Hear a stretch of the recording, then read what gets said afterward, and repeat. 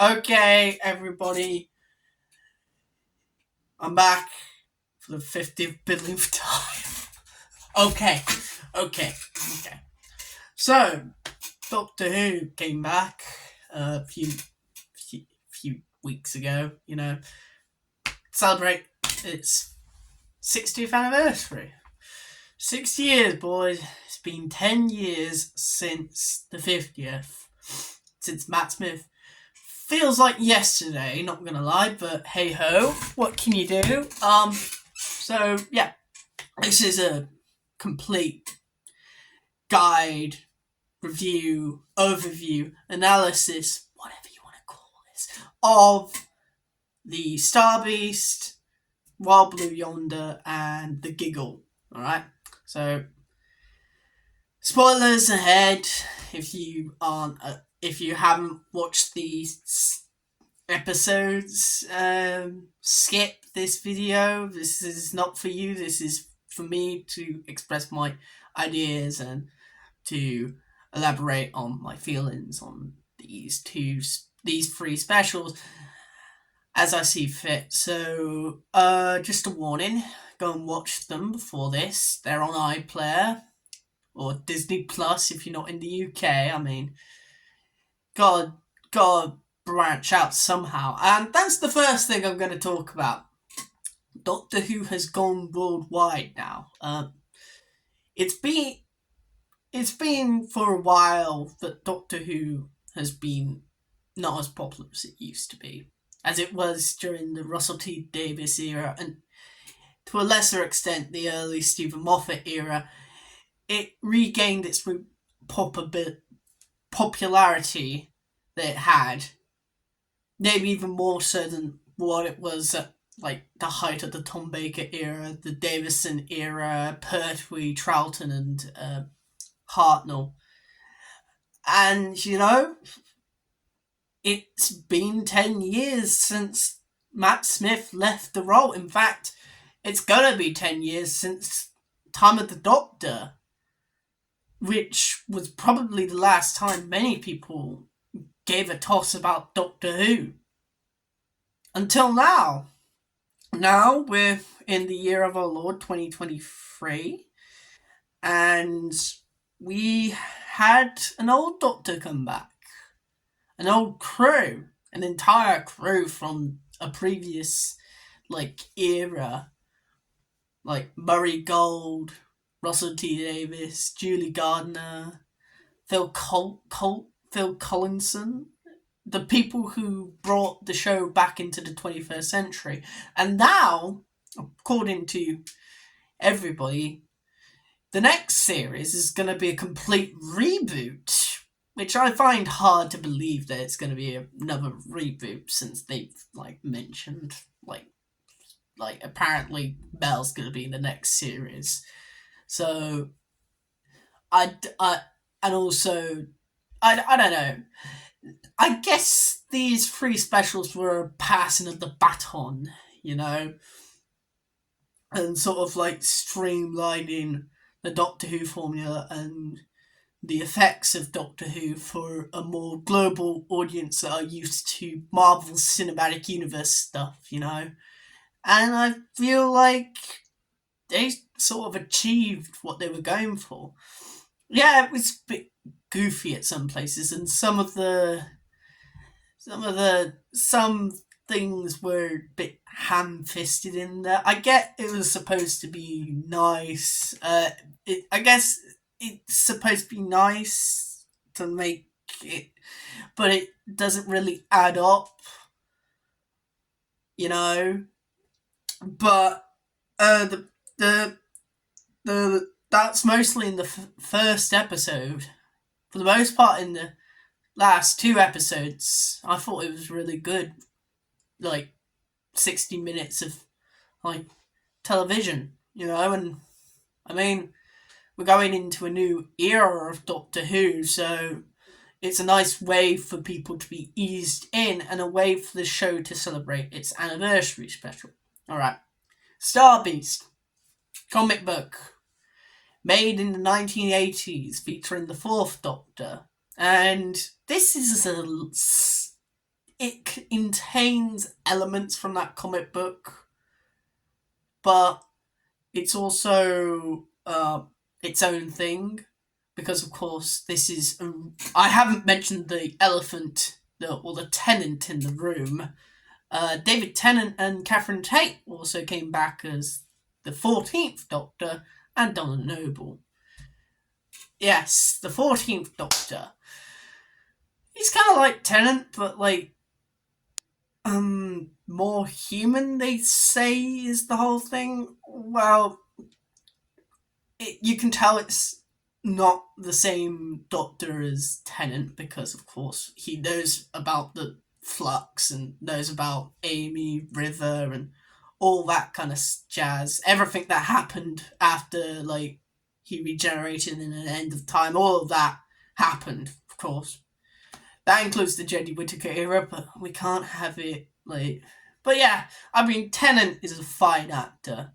He's always going to be a fine actor. He makes, like, even Fear Her and, like, Love and Monsters, when he shows up, it's almost tolerable, which is quite shocking considering how naff those stories are. But, you know, he just has a charisma to him, which I think has been lacking in the Doctor recently. An alienness, but instead of playing it like, he's playing it a little bit less zany and a little bit more guilt over everything, and all the like companions that he's lost, and also being responsible for the destruction of half of the universe and not knowing where he comes from. It's all added up, and the villains in the last two stories use that to their advantage very well, and almost get into his psyche, and he brings his fucking A game to this. Catherine Tate, she's fine as double Donna Noble. She is as snarky and as quick-witted as possible, but you also see the sensitive, caring side with her transgendered daughter called Rose Temple. Or no, Rose Noble. Temple Noble. That was a joke they made in the episode, so you can't bug me about that, okay? Rose Temple, I thought she was fine, you know. Yeah. Some lines come across as... she's a bit inconsistent with her delivery, but for the most part, she's not as boring as, like, a character like, say, Ryan and Yaz, who have no character traits. At least we know she has motivation, you know? And we do see her being picked on and see that her life's not completely great. They do make you sympathize with the character, which I can't say the most for most Hollywood movies these days. And it's really realistic, and when somebody is in such a, like, unique position of not identifying as male or female, more like in between they them, nobody's come up with a new pronoun, have they? So we use they them, you know, and they even demonstrate that sometimes it's hard for us to assimilate to that. Or did I say assimilate? To adjust to the requirements of, like, other people, because we're so used to calling people he, him, her, she. We're used to that. And we used to, like, saying they as in, like, a group of people. But yeah, it works in both contexts. So yeah. But you can't say... hang on, I should shut my mouth about that. But yeah, I thought it was done with tact until the end. Well, there was also her, like, bugging the Doctor, of all people, about pronouns. The Doctor would be the one who tells somebody about the pronouns. And it doesn't even make any sense, since they've already met, retconned out. I mean, they brought the original writers back, so I don't know. Maybe the Doctor's mind was wiped of that event. Maybe the Time War retconned it. I don't know. Maybe the Big Bang 2 caused it to not happen. The crack in the wall zapped one beep the beep, but then another one came back from there, and he has no recollection of. We nerds just need to chill with all these explanations, but continuity is great. But in a time travel show like Doctor Who, continuity is just in constant flux. So, but I do find that a bit ham-fisted, and also the ending about the whole "that's what a male shame you would have been, shame you're not a woman anymore, because that's what a male presenting Time Lord doesn't understand," comes across as a bit sexist towards like transgendered men. So they're still doing the progressive but not progressive thing, like exposing the Master's skin colour to a bunch of Nazis. That is something that Jodie Whittaker's Doctor did. I'm never going to let that go, okay? So, yeah, that's all the political, like, gubbins out of the way. We can actually feast. Alright, I love the fucking Beep the Meep. Beep the Meep was hilarious in this episode. It basically is a furry Dobby acting all innocent, saying, "Oh, I'm being my kind's being skinned alive for fur. It's so bad. Oh no, I'm Beep the Meep. I'm such a lovely kind." And then she said, "To hell with that!" It was hilarious. She goes full on bad guy. I bet some people haven't read the comic. I'm not gullible with like cute creatures. I find Baby Yoda like clearly. I don't go over like a dog and a cat. We know what dogs and cats are like, but like Baby Yoda, Grogu, and Beep the Meep, all the like. And BB-8 and R2-D2, we don't know what they're thinking. We don't know how intelligent they are.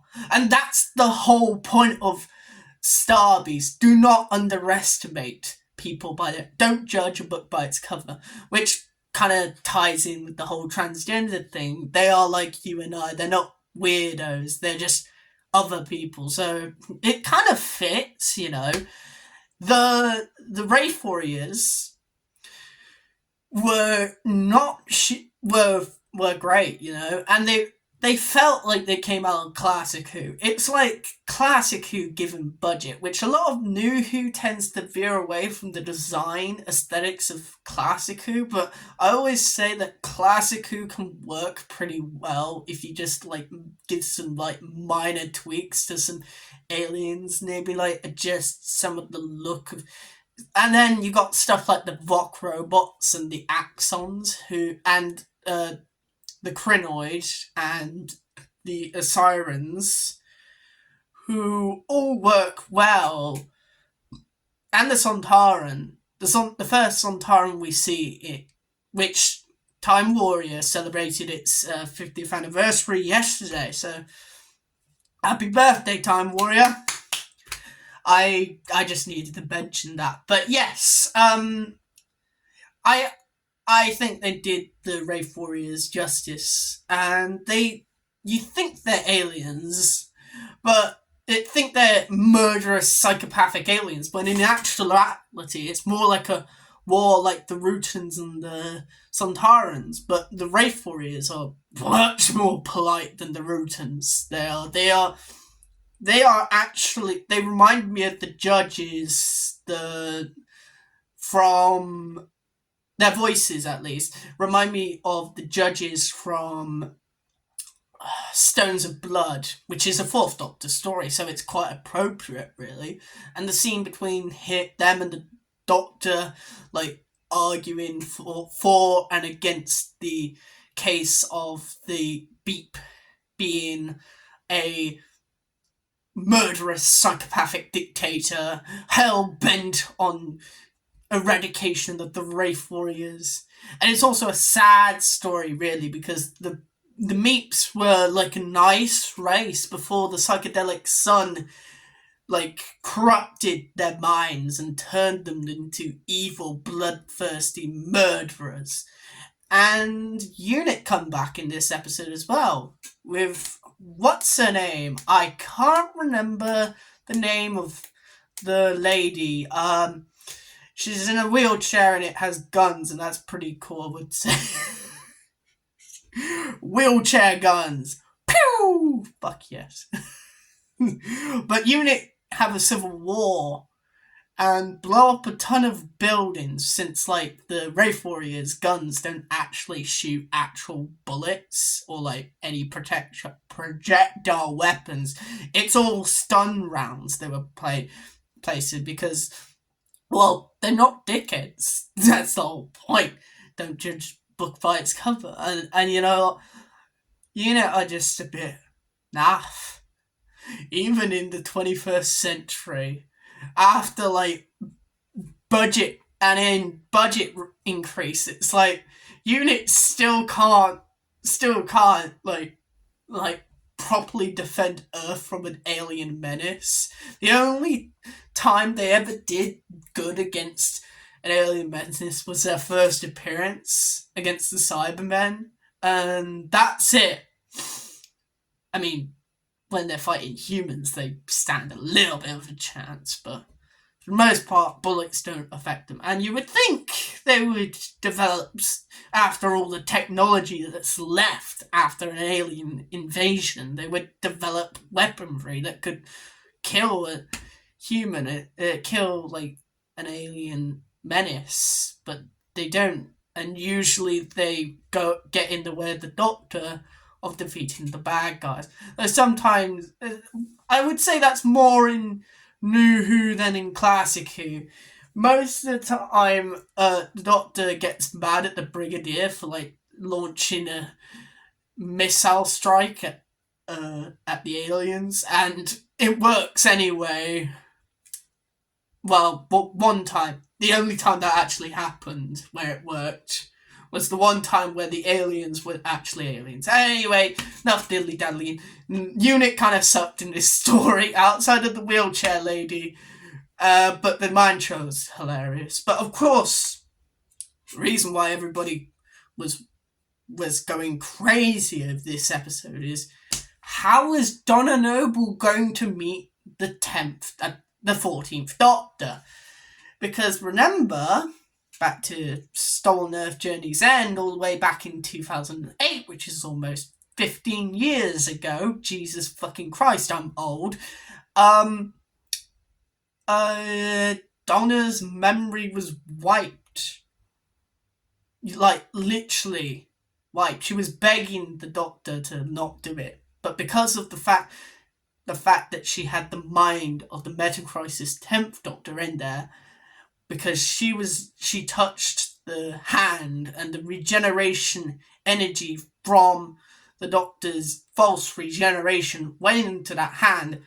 That regeneration particle energy went into her brain, and humans can't cope with the amount of knowledge that the Doctor does, which is quite a nice thing to show that the Doctor is very different from us, because sometimes we think he's like us, but really he's lived for over 1 million years at this point, maybe, well, probably in the thousands at least. But there's also the Time War, where like time just didn't exist, and he could have lived for like centuries during that. And added to the Heaven Sent, like, confession dial shenanigans. Yes, I did just call it shenanigans, shut up. The Doctor might have been... It was in there for over 1,000 years, so at this point, who knows how old the Doctor is anymore? Who knows? So, yeah, the Doctor's mind is full of knowledge, wisdom, but maybe too much knowledge for a regular human being to cope. Especially with the blooming how chatty the Doctor is. It's his brain going through all the things he learnt in the academy, all the places he's been to in the TARDIS, everything, all his knowledge of the world, of the universe. We can't even begin to comprehend. And it really adds a layer of mystery to the Doctor because he's not like us. He is a different person. He is to us, and he's just alien, but human at the same time. He likes us. He finds us fascinating. That is the biggest compliment that we can get from an alien species. But yes, and looking at this, I might have to make this a two-parter.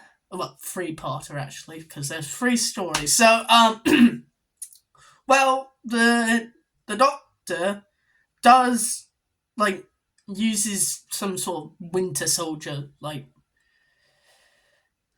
code to reawaken the Dr. Donna and her memories, and she throughout the story she feels like she lost something special. And once she had her memories back, she realized, oh, I spent all my money to charity. And even the Doctor was surprised by that. The Doctor would usually say, oh, Donna, great, Donna. Helping everybody else. No, the Doctor's like, why did she do that? And you go like, oh. So he is different. He's a different incarnation. Probably wiser from all the, death and destruction that's happened in his life. But yes, Donna dies. Only saved by her daughter, because she's non-binary. I'll let you be the judge of that. I feel a bit but the emotion is sold in the moment. It feels a bit Deus Ex Machina as well, because she was trapped into previously in the her and Sean, which Sean Temple was hilarious in this episode. Okay, she was trapped. Blooming unit soldiers surrounding her.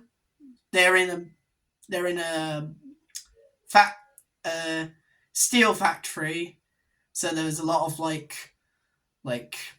hot substances surrounding them, and you think, oh, they can't go there. Next scene you see her, she's at a console flicking switches and saving the day.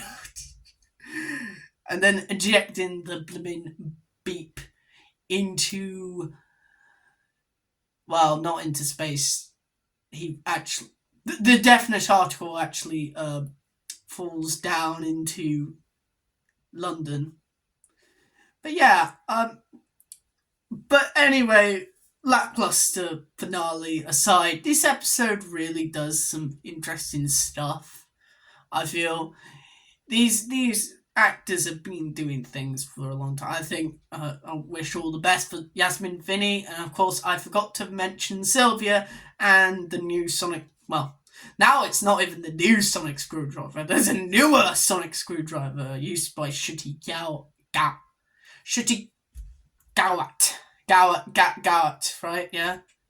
Please don't cancel me over mispronouncing his name. I don't know if I just did, but yeah. Yeah, Sylvia, of course, was hilarious. They also got us with a bit of an emotional moment where they're like, of course he's not dead, silly. And I was like, oh, you were playing with thin ice there, Russell. Watch where you slip. Anyway, but she was funny. I mean, the first time she sees the Doctor, she's like, you. And it's like, but she has gotten nicer to Donna recently, and it's nice to see the gang the series 4 regulars back together again at the end of the series, the mini series, I guess. Mini series, we'll go for that. But yeah, a little bit of a Deus Ex Machina resolution there, you know. But overall, I thought this episode of Doctor Who was a real return to form after like a few lackluster specials and like Flux not making any sense, and then the dreadful 11 and 12s, season 11 and 12, which just did not feel like Doctor Who. This felt like Doctor Who. My biggest gripe was the fucking title sequence feeling like a Flash animated thing. I mean, the visuals were nice, but the music was well out of sync. Like the ooh, that bit. Might get copyright for that, but I don't care. That bit comes like not when the not when like the blooming title, not when the blooming cast is like out there or like there are not those faces there. No, it's just the TARDIS floating about in space, and then the like blooming the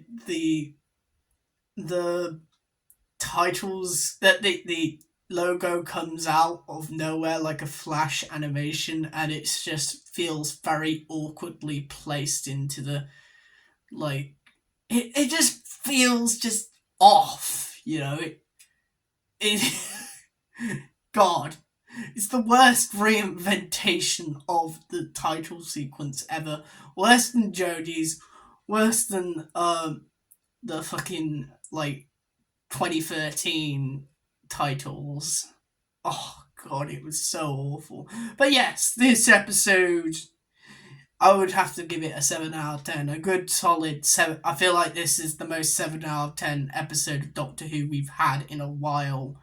This is solidly 7. This is, in my opinion. The directing on point. The visuals are stunning. Some of the musical choices are a bit naff, but I didn't notice them when watching it, so who the fuck cares? But yeah, this is a very comfort watching episode, despite the like lackluster resolution to the story. So I feel like I can comfortably say that yeah, Doctor Who is back, and I'm going to be back with another video on Wild Blue Yonder, which is probably not going to be as long as this, but I needed it to get through all this, and plus the sonic screwdriver looked pretty cool, but it's a bit overpowered. But anyway, that's what you get when you sign a deal with Disney. I'll see you all in the next video. Bye for now.